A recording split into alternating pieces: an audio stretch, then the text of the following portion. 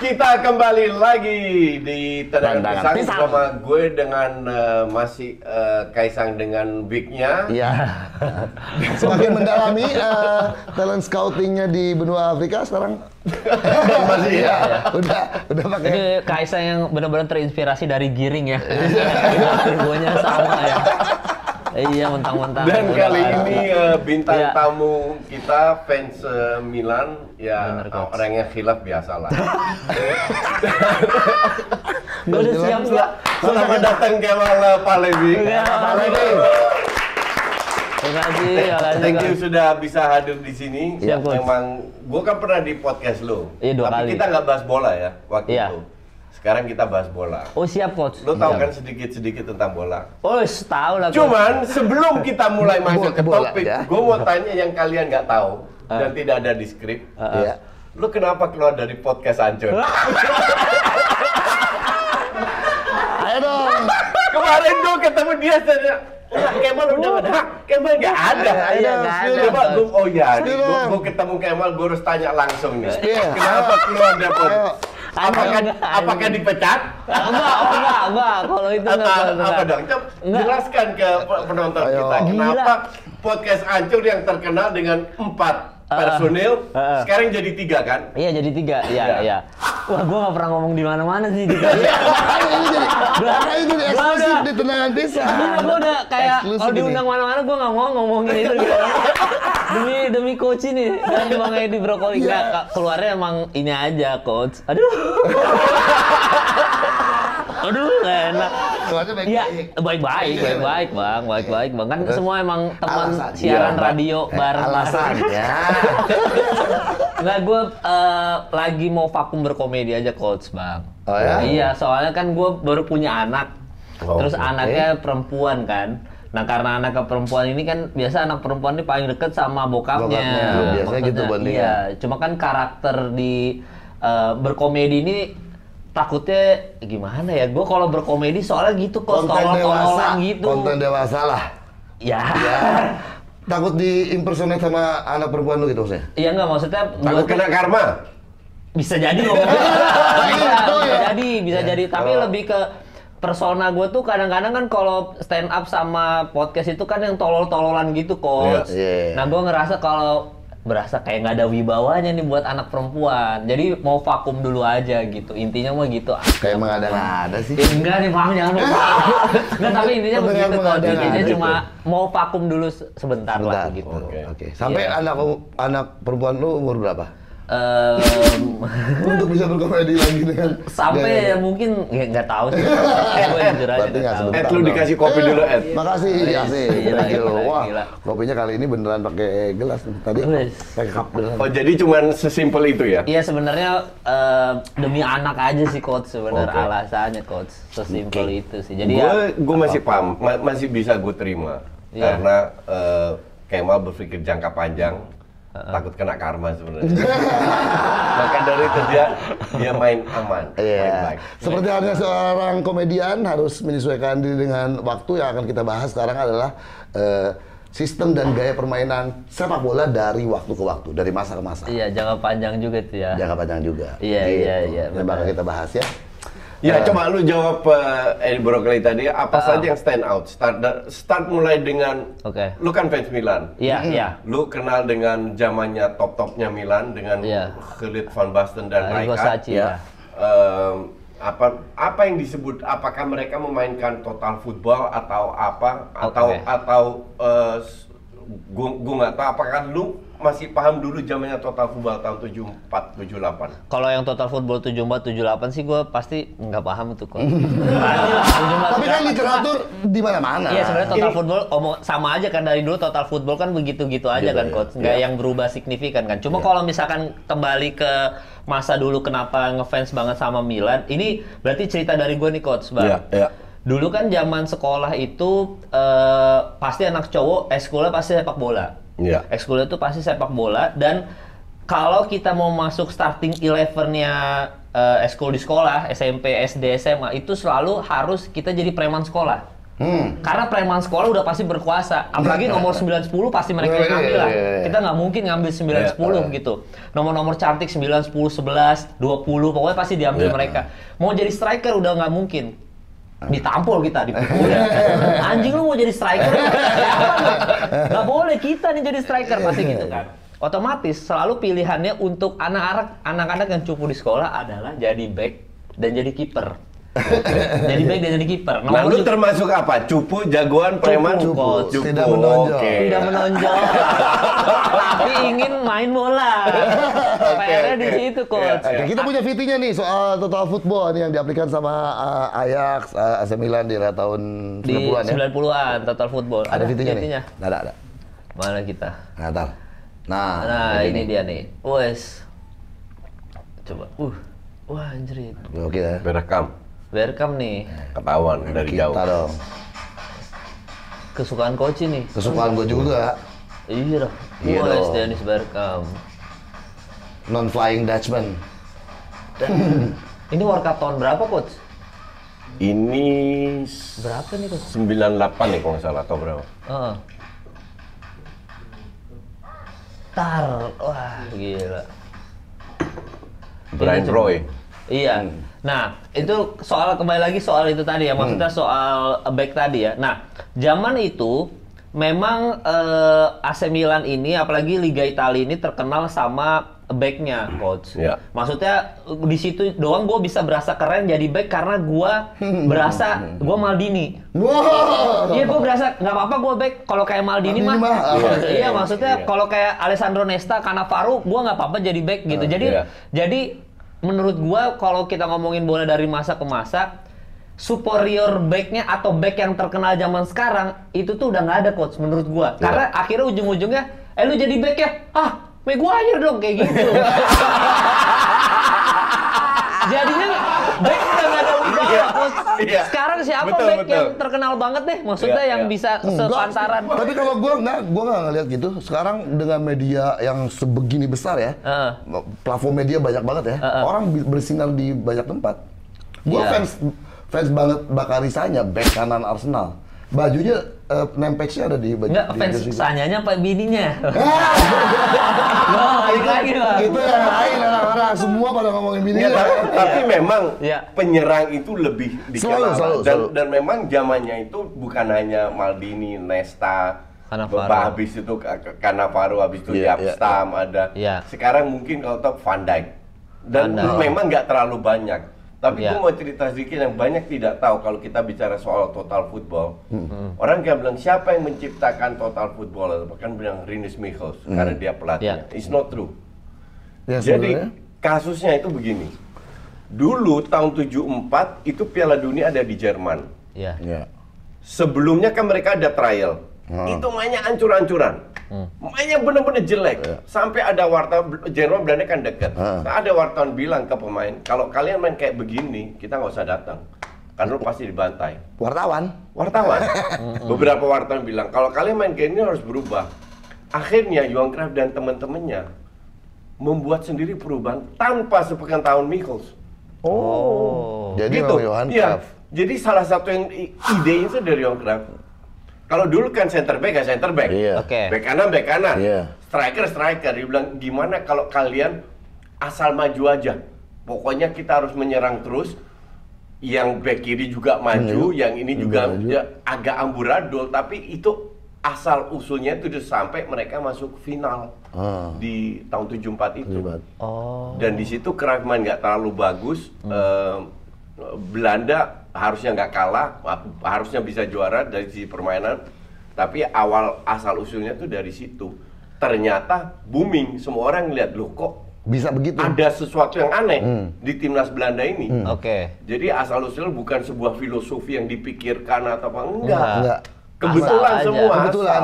Oh gitu jadi coach ya? Kayak solusi instan aja sebetulnya. Solusi instan. Maju aja semua gitu. Maju aja total football gitu. Dan banyak orang nggak tahu. Dan gue yakin Pange nggak tahu juga. Dia soalnya dia cuma taunya MU. Iya, oh iya nggak tahu juga itu. Gue juga baru tahu kok itu asal-asalan ternyata. Banyak yang tidak tahu. Karena yang ada di sekarang yang beredar kan dari wartawan tahun 74 ya, Rinus Michels kebetulan pelatihnya seolah-olah dia yang menciptakan. Enggak. Dia nggak tahu. Ini yang ngomong Van Hanegem, pemain dulu tahun 74. Yang ada di situ. Ya, yang ada di situ. Yang disuruh maklum maju aja gitu semua. Iya. Jadi dia sendiri menceritakan bahwa ini nggak terkonsep. Oh, makanya dulu ada istilah libero itu coach ya. Iya. Dari situ ya. Iya, dari situ dari libero terus emang kalau lu lihat berapa match di tahun 74 itu amburadul, bener-bener nyerang semua, bertahan semua. Nah, baru perlahan sama mereka, sama Rinus Michels, sama Cruyff dievolusikan. Oke, kita harus lebih fokus ke area, ke apa, ini boleh main. Sepak bola tarkam berarti. Iya, disitulah lahirnya total football. Dan disempurnakan di tahun 90-an tuh coach ya. Tahun 78, 80-an sudah mulai. Kalau lu lihat pada saat Cruyff pegang Ajax, itu ada kiper Ajax namanya Stanley Menzo, Suriname. Dia yang pertama bermain flying keeper yang kita tahu zaman 2023 kiper harus bisa build up, dan itu tahun 80 lebih Cruyff udah menerapkan.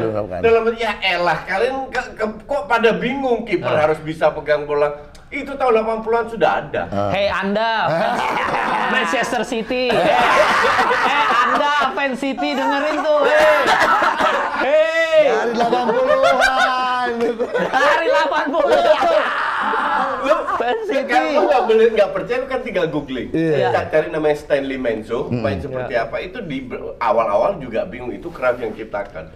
Jadi kiper itu maju dalam arti ya serangan pertama dari belakang itu dari kiper. Defense pertama itu dari striker. Orang kan paham loh, defense kan defender, nyerang kan striker, enggak. Yang build up dari itu mulai dari kiper. Dan masa itu kan sempat hilang. Di bawah Pep diterapkan lagi. Maka dari itu Pep bilang, waktu gue belum kenal Johan Cruyff, gue nggak ngerti sepak bola itu apa. Setelah gue kenal, baru gue pulang, oh ternyata sepak bola itu seperti ini. Makanya sampai detik ini Johan Cruyff diagung-agungkan oleh Pep Guardiola. Dan hasilnya terbukti. Ibarat Pep adalah salah satu promotornya total football lah. Iya. Di masa ini. Sampai sekarang dan diikutin kan. Sekarang semua kiper harus bisa ikutin build up kan. Kemarin gue lihat itu coach di Instagram, di Reels gitu ada bocoran. Kayak apa, bukan bocoran, kayak kalian kenalkah kiper ini? Jadi kipernya tuh maju-maju. Ternyata itu Bartes. Fabien Barthez, Fabien Barthez. Jadi maksudnya anak Gen Z aja, Barthez aja nggak tahu. Nggak tahu. Emang nggak tahu. Tapi Barthez tuh apalagi Cilapert yang main. Iya kan? Apa begitu? Maju-maju loh Barthez kan gocek-gocek ke depan gitu. Oh, itu padahal udah dari 80-an tuh udah gaya-gaya begitu ya. Bahwa serangan pertama dimulai dari kiper. Iya. Kalau kita bicara top-topnya di era sepak bola modern, itu kan di Barcelona ya. Zamannya Xavi, Iniesta, Messi awal-awalnya itu kan sama Pep disulap lah jadi total football tapi modern. Apa yang lu inget dari era itu? Lu pasti nonton dong. Era yang mana coach? Era itu Xavi, Iniesta, Messi. Mereka kan sebangku waktu SD-nya. Berarti makanya solid banget. Itu era berarti tahun berapa tuh? 2013 14-an sekitaran gitu ya? Enggak dong. Sebelum 2008 sampai 12-13. Sebenarnya kalau ngomongin era ke 2006 ingat sekali karena Italia juara dunia coach. Kami sayang bukan Maldini, kami sayang gitu doang, Cannavaro kan. Nah tapi kalau kembali ke era yang tadi coach Mas sudah bilang ke timeline situ ya, gue tuh ngerasa bahwa kalau sekarang ngomongin striker dulu ya, paling gampang lah ngomongin striker. Striker itu kita itu udah kalau zaman sekarang udah harus gocek-gocek kan, harus gocek-gocek, udah harus nggak bisa kalau striker tuh sekarang udah di posisi aja diam. Nggak murni. Di tahun sebelum itu kita masih bisa menyaksikan kayak Italia itu masih ada Luca Toni, masih ada striker murni. Vieri. Yang nunggu umpan baru Inzaghi. Terus ada Del Vecchio. Maksudnya dia nunggu umpan aja. Nah, itu yang di era sekarang, di zaman sekarang udah nggak ada coach striker kayak gitu. Itu kan evolusi dari sepak bola modern. Bener, tapi Nunes tetap goblok. Kok bisa lu Jam nggak masuk? Darwin Nunes. Iya, maksudnya. gue juga selalu bilang, untuk gue Nunes itu flop. Wah, diserang sama fans Liverpool. Emang belum kasih waktu belum? Ya kita lihat aja. Iya. Enggak, dia kan harus gol sulit, Bang. Nunes tuh nggak bisa yang gampang. Kenapa? Yang gampang kena tiang. Ada yang sulit, kenapa? Iya. Nah, kalau dulu buat striker zaman dulu di era 2006-an ke belakang sampai 2013 itu haram hukumnya Jack tuh nggak masuk. Apa tap in nggak masuk tuh haram hukumnya. Karena itu satu-satunya kesempatan striker nyetak gol. Karena umpan. Makanya zaman dulu tuh masih ada tuh yang kayak winger-winger kayak Beckham, penyuplai aja gitu, kayak Cafu nyuplai aja. Suplainya nggak dimakan. Justru di eranya Barsanya Pep itu berubah. Itu berubah dalam arti winger nggak selalu nyuplai. Bahkan kan wingernya masuk ke dalam wingbacknya overlapping. Iya. Si Alba sama si Dani Alves.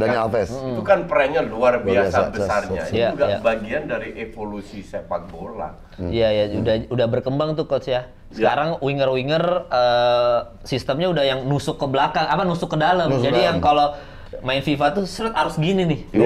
Udah harus gitu. Kalau dulu kan udah lebar aja, lebar lurus aja. Lu kan suka sama bola Italia ya? Fans Milan. Jadi lu sangat paham dengan Catenaccio dong. Yang sangat nggak disukai oleh gue. Tapi gue satu paham sama dia. Gue pembenci itu. Jadi pernah. Tapi yang jadi masalah Italia dengan Catenaccio menang treble Inter. Piala Dunia beberapa kali. Gue masih inget itu tahun 82 di mana Italia dengan Dino Zoff. Iya, Dino Zoff. Scirea yang main waduh sampai gue lupa. Ada beberapa lah. Iya. Itu mereka memang luar biasa. Apa yang lu inget dari masa itu?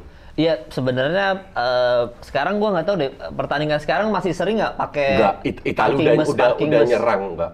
Udah nyerang kan? Bahkan beberapa pemain Italia sekarang juga yang dari luar Italia itu kebanyakan kan gaya bermainnya udah Inggris banget tuh, Kick and Rush. Banyak yang kemurnian pemain DNA pemain Italia itu lagi kurang. Regenerasinya tuh lagi kurang banget deh. Kan kayak AC Milan aja sekarang pemain sayap kanan kiri aja udah bukan non Itali kan.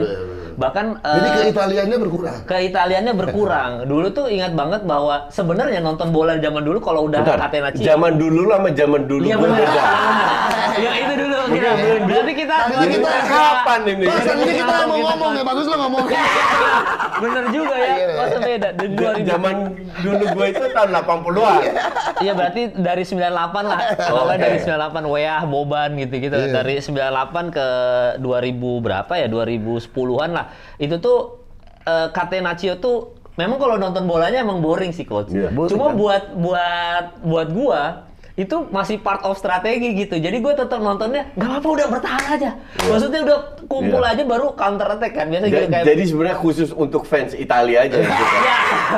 Sebenarnya iya kok, supaya kita itu nggak menang. Yang penting menang. Dulu tuh pikiran kita cuma kalau gue terutama yang penting menang. Jadi mau itu Catenaccio atau apa segala macam, itu tuh udah Itali banget aja coach buat gua. Dan kalau negara lain ngikutin kayak lu ngopi Itali, itu dulu bercandaan gua begitu sama anak-anak, ini ngopi Itali nih, MU nih. Gua masih inget itu di Piala Eropa di Belanda tahun 2000. Ya. Itu Belanda semifinal ketemu Itali. Dan Itali bener-bener parkir bis loh. Parah. Bener-bener. Iya. Sampai gobloknya juga Belanda 2 penalti nggak masuk. Sampai extra time dan akhirnya kesel banget Belanda kalah. Tapi itu benar-benar gedeknya. Ya mungkin gue besar di era berbeda ya. Dalam arti gue besar di mana sepak bola itu harus entertain. Harus entertain. Nah, gue beda generasi sama dia, tapi gue sama pikirannya soal ini. Soal bertahan total itu membuahkan hasil buat Inter treble kan. Iya. Dan gue sialnya nontonnya di Brazil. Kok bisa di Brazil? Ada nobar, ada sponsor lah yang ngeberangkatin penonton dari Indonesia. Samping lu kakak. Nobar di Brazil. Nobar bos, nobar. Iya. Nobar di Brazil. Iya, terus secara Brazil number 1-nya ada di Inter dong. Cesar. Oke. Iya kan? Iya. Penonton semuanya pasti mendukung Inter dong. Yang ada orang Jerman sedikit lah. Kalau gue ngedukung Munchen, gue kalah. Iya, kalah. Tapi nontonnya kesel kan? Iya, tapi itu masuk ke filosofi lu, Coach. Kan lu bilang, lu kebobolan 3 gol, lu nyetak 4 gol, lu still menang kan? Game, yeah. Itu sama, lu mau bertahan 11-11 ya. It's not entertaining at all, kan? Intinya menang, Bang. Itu doang. Sama aja ini. Tapi gue harus akui ya, gue selalu bilang kalau lu main bertahan, 80% lu kalah, 20 menang. Dan Italy manage untuk memenangkan 20% itu. 4 kali juara dunia. Iya. Dan mayoritas dari dan luar biasa Italia itu bertahan. Dan hanya Italia yang bisa. Tidak ada negara lain yang bisa bertahan. Hanya Italia yang bisa. Tapi gue beruntung juga bahwa ini sudah berubah. Bahwa Italia sudah meninggalkan Catenaccio. Catenaccio is dead kalau gue bilang. Dan lebih menarik lah. Maka dari itu gue sekarang juga sekali-sekali masih nonton Serie A. Walaupun Serie A itu gue agak boring karena it's too slow, too gerasa. Kecuali Inter masih textbooknya oke. Nonton kacau banget gitu. Asli. Coach, itu juga saya mengakui kan. Maksudnya gue kadang-kadang udah rela-rela begadang, nonton Milan mainnya begitu. Kurang ajar juga emang kadang-kadang botak Piole. Kampret lah, tapi memang itu sih Coach. Dulu tuh lihat Catenaccio itu buat fans Italia itu ya udah bertahan aja. Yang penting kita nggak kebobolan. Waktu lawan yang Inter kan menang kan, cuma counternya Milito doang sekali. Udah menang kan. Dan itu bayangin stres apa tuh Barcelona. Iya, Barca waktu benar ini salah. Cuman itu pelatihnya Mourinho kan. Mourinho. Dan menang juga. Nah ini sebagai contoh betapa efektifnya ya. Tahun 2006 pada saat Lippi menjadi juara itu mereka cetak 12 gol dengan 10 pemain loh. 10 pemain berbeda. Jadi nggak ada release striker atau goal getter atau apa. Nggak ada. Yang penting bisa bertahan aja. Yang penting itu aja udah. Cuma kalau lihat sekarang ya, sekarang tim yang bertahan itu jebol. Ini terakhir gue itu podcast diundang sama Hassani Abdul Ghani. Bahas soal Indonesia lawan Irak. Oke. Sekarang lu main bertahan lawan Irak 5 back, 4 tengah, 1 depan, kalah 5 gol kok. Iya kan? Iya. Dan intinya adalah pada saat lu menyerang, lu pegang bola, lu kan nggak bakal kebobolan. Oke. Bagaimana lu pegang bola dan itu lebih menyerang, lebih ngepres. Benar. Dan kalau kalah menang itu part of the process yang lu lakukan. Iya, Maka dari itu untuk gue sih ya menyerang adalah segalanya. Karena kalau lu menyerang kan lu pegang bola. Nggak mungkin lu nggak pegang bola nggak menyerang kan. Benar. Ada opportunity dapat corner, set piece jadi lebih enak kan? Itu kans untuk dapat gol. Iya. At least lu create lebih banyak peluang lah. Chances lah kalau create chances untuk that's why sepak bola adalah menyerang. Tapi you have to be entertained. Bener, tapi kalau gue seni bertahan tetap paling penting kalau buat gue Coach, karena zaman-zaman Itali itu back itu kapten kan, kapten Maldini pokoknya mereka Baresi semua kapten karena dari bertahan. Gue inget pokoknya quotes Michael Jordan, pokoknya offense wins the games tapi defense wins championship, Coach. Itu Michael Jordan yang bilang. That's true, I agree. Ya contoh Italia lah. Italia timnas Italia. Kita lihat 3 gol Italia tahun 2006 nih. Lihat nih, ada VT-nya nih. Gol Italia tahun 2006. Oh ini saya nonton ini lawan Zidane nih. Tak. Bahkan Materazzi yang memenangkan Piala Dunia ini kan. Dia kan defender gitu, maksud gua tetap defender. Nggak, di samping defense kipernya juga jago. Italia selalu punya kiper jago. Selalu. Defense itulah dia. Itu dari zaman Dino Zoff loh. Iya. Tuh penyerang-penyerang kayak La Quinta udah nggak ada tuh zaman sekarang tuh model-model gitu. Tuh tetap defenders. Gue nobar nih di stadion. Bahkan sampai nobar di stadion. Iya, nobar di stadion. Stadion Persib. Nobar tapi. Italia Prancis ini. Iya. Lu megang Prancis? Prancis lah. Trace Rigwood bego. Prancis lah gue Italia. Iya itu Trace Rigwood. Juventus sih lu. Mampus lu. Nah, La Quinta. Grosso, La Quinta. Grosso. Nah, ini Grosso penting banget nih di Piala Dunia itu. Abis itu hilang. Iya. itu lucunya itu Grosso Piala Dunia paling bersinar bahkan lawan Jerman juga kan. Habis itu hilang. Cuma itu dong. Itu tuh gila, itu 2006 tuh. Gue nonton full dari awal sampai ini. Gue tuh paling benci sampai sekarang kok cuma pas lawan Korea Selatan aja, Italia Korsel itu. Itu dibeli kan? Iya, abis itu kan udah kelar tuh Ang Jung Won di Italia, bukan Belgia tuh. Setelah berapa tahun wasitnya ngaku, wasit dari Ekuador ngaku bahwa dia dibayar sama orang Korea untuk memenangkan Korea. Iya, udah nggak, bukan rahasia umum lagi, kos FIFA udah ada di Netflix. Itunya kejahatannya udah gitu. Jadi Korea main badminton aja. Kayak badminton. Bad spot ya, bad spot. Kok sih benci banget sama Son, lu nggak lihat? Udah tadi dia bisa sebelumnya. Sama, gue juga suka. Gue juga sama. Gue masih suka Son, mantap Riz. Pertama dia biasa aja, kedua dia di Spurs. Komplit kan? Gue kan pulang dari London kan yang tadi lu nanya masalah baju beli kan nonton di London. Gue kan ke kandang Spurs yang baru. Kagak ada ikonik-ikoniknya itu lampu. Gue mau foto di mana ya? Yang bola banget yang Spurs London. Ernest denger nggak Ernest? Ernest segera tobat lah Ernest, tolong. Gue itu juga sering ke stadion, tour stadium kan. Di mana gue pergi? Madrid apa? Ada. Lu masuk pertama di ruang kan lu atas dulu lihat ke bawah terus ke dalam. Yang lu dipamerkan trofi, jersey, Lu kalau ke Spurs udah legend-legendnya. Kosong. Jadi mereka beli lemarinya dulu. Lemarinya udah ada. Sama kayak orang dulu zaman kita DVD. Di DVD-nya dulu, baru playernya. Nah, tapi mas kan gue ke dalam kan coach, abis itu kan soalnya waktu itu kandangnya tuh lagi dipakai untuk NFL London. Jadi gue mau belanja baju NFL malah bukan mau belanja. Jadi gue masuk ke dalam, gue ingat banget gue baru dari Arsenal, baru beli perintilan buat teman lah, oleh-oleh gitu. Terus diperiksa sama si itunya yang jaga, mau diusir kita kayak apa ini kabar Arsenal. Terus kita ngomong kita turis pak, jangan gitu. Oh ya udah. Akhirnya kita masuk kan, gue belanja baju NFL. Nah terus ada yang nunggu. Jadi ada kayak monitor gede, kayak tribun untuk nunggu stadium tour. Jadi ada banyak orang nunggu, tiba-tiba ada yang ngambil mikrofon, halo ngomong-ngomong gitu kayak good morning guys, gini-gini. Kalian mau tour gini-gini. Kalian pokoknya intinya ngomongnya kalian tour di waktu yang tepat. Karena we are top of the table. Jadi kayak kita lagi di posisi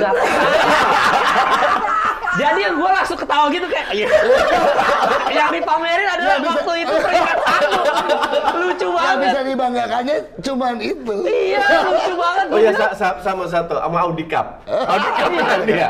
Lucu banget. Hanya Audi Cup yang dia bisa pegangin. Jadi gue ngebayangin gue masuk Marakanya, wah gila kan masuk Marakanya kan. Wah dan kebayang itu Spurs. Iya, lucu banget yang dipamerin itu. We are top of the table. Lu kalau masuk Barca, di samping trofi UCL dan lain-lain, ini kan ada video. Ada video wall lah. Terus lu bisa lihat gambar-gambar di mana mereka menang ini.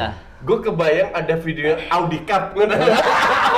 Kalau masuk ke situ, gimana ya pasang video Audi Cup, dapat Audi Cup, hura-hura dengan Audi Cup. Ernest, kamu kembali diundang sama Coach Justin untuk hadir di sini, kita bahas Spurs. Dan buat Ernest, kalau lu ke stadionnya Arsenal, Highbury Park ya? Bukan ya? Sekarang Emirates Stadium, lu kalau datang di depan tuh ada patung Henry, patung Bergkamp, Tony Adams. Kalau di Spurs patung siapa? Hei Anda! Tolonglah sadar, Anda. Tolonglah, itu mau patung siapa? Son. Ada, bukan. Patung ayam sayur. Bingung lah, patung siapa? Taruh di depan. Bingung lah. Iya, jadi ngomongin Spurs. Iya. Patungnya siapa? Modric. Siapa? Gareth Bale. Harry Kane. Aduh, itu aneh banget tuh. Tapi gue ke Chelsea, stadion Chelsea. Ada satu yang tidak bisa dibanggakan Arsenal. MC-nya datang, inilah Piala Liga Champions kita. Itu Arsenal tidak ada, itu doang. Boleh, nggak apa-apa. Udah, itu juga yang penting rank 10. Pertahankan rank 10. Iya. Gue pas di depan kan ada fotonya Modric gede banget. Gue langsung gini, nah idola Coach Justin nih. Langsung gitu. Inilah Lordnya Coach Justin. Gue pas ada Modric ingatnya Coach Justin doang. Inilah Lord yang ngeblok gue di Instagram. Satu-satunya pemain profesional yang sibuk dengan Instagram ngeblok gue. Ya itulah Lord Modric. Makanya kena karma hancur-hancur. Berani-berani ngeblok Coach Justin sih lo. Modric bisa gitu. Kita balik lagi ke masa lampau sedikit. Ada sepak bola Jogo Bonito ala Brazil. Sepak bola campur menari. Ya nggak sih? Iya. Itu benar-benar budaya ya. Budaya. Gue kalau lihat semua negara itu mengalami lack of generation. Prancis pernah drop.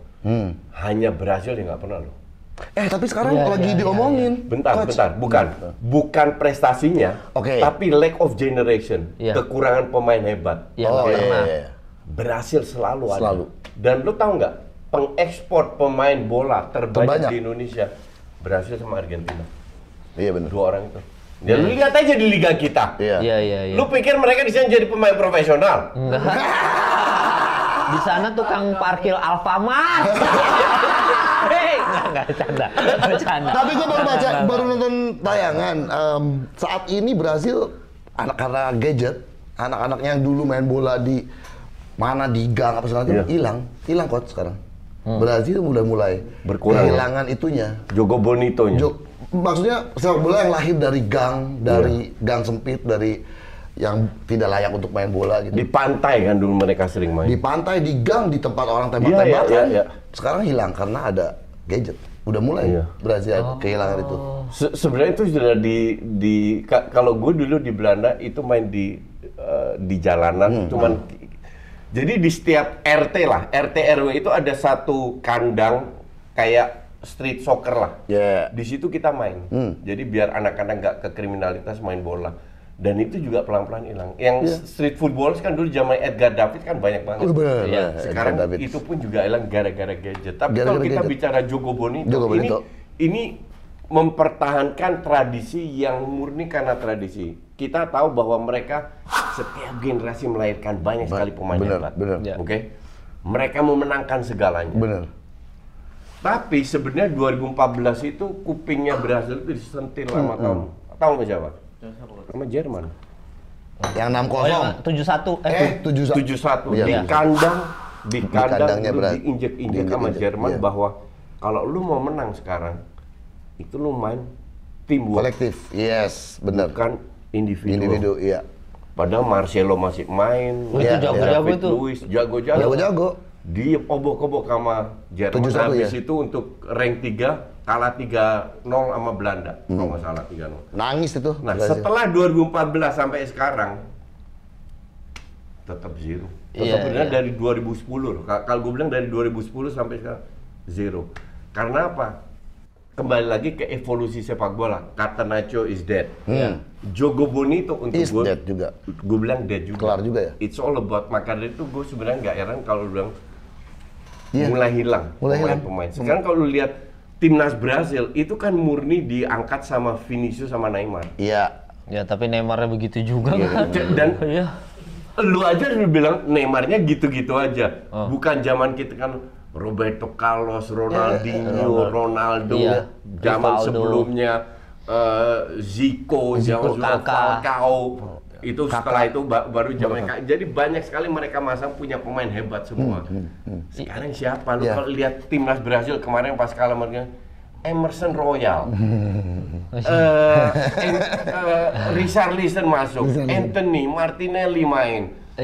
Gue bingung ini timnas Brazil apa yang kita nggak kenal, yang bukan timnas Brazil yang kita dari dulu takutin. Sekarang timnas Brazil is a big joke. Mungkin karena lack of generation dan ini pertama kali kayaknya mereka kekurangan pemain bintang karena sebelumnya selalu ada bintang. Ya makanya itu tugas berat Ancelotti juga itu. Ancelotti kan lumayan deket lah sama pemain-pemain Brazil kan. Ancelotti kan ya itulah kenapa Ancelotti berarti ya lu mau main silahkan bebas. Gue kasih lu kebebasan mau main apa aja. Pelatih favorit saya kan. Bang. Sekarang lagi tren strategi build up football. Coba menurut lu.